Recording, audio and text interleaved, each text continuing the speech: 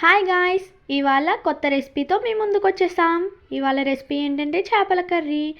First పెనం పెట్టుకుని oil వేసుకోవాలి. ఆయిల్ మరిగిన తర్వాత పచ్చిమిర్చి వేసుకోవాలి.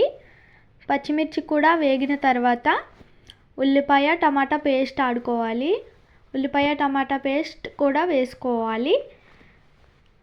ఉల్లిపాయ టమాటా పేస్ట్ వేసుకుని బాగా కలుపుకోవాలి. ఆయిల్ పైకి తేలేంత వరకు దాన్ని కలుపుతూ ఉండాలి. ఆయిల్ పైకి తేలిన తర్వాత అల్లం వెల్లుల్లి పేస్ట్ వేసుకోవాలి.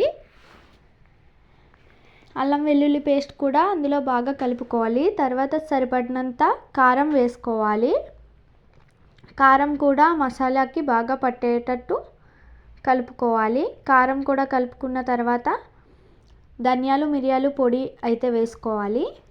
ధనియాలు మిరియాలు పొడితో పాటు గరం మసాలా కూడా వేసుకోవాలి.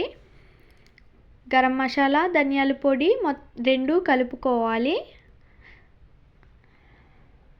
అవి రెండు బాగా కలుపుకున్న తర్వాత సాల్ట్ అయితే వేసుకోవాలి. సరిపడినంత సాల్ట్ వేసుకోవాలి. సాల్ట్ వేసుకుని అది కూడా బాగా కలుపుకోవాలి. కలిపిన తర్వాత చేప ముక్కలు అయితే వేసేసుకోవాలి. అందులోకి చేప ముక్కలకు ఆ పేస్ట్ బాగా పట్టేటట్టు కలుపుకోవాలి. ఆ పేస్ట్ అంతా పట్టేటట్టు చేప ముక్కలకు కలుపుకోవాలి. అది బాగా పట్టేటట్టు కలుపుకున్న తర్వాత చింతపండు రసం అయితే వేసుకోవాలి. చింతపండు రసం వేసుకొని మూత పెట్టేసి కాసేపు అలా వదిలేస్తే అది దగ్గరకైతే అయిపోయినట్టే. చేపల కర్రీ అయిపోయింది.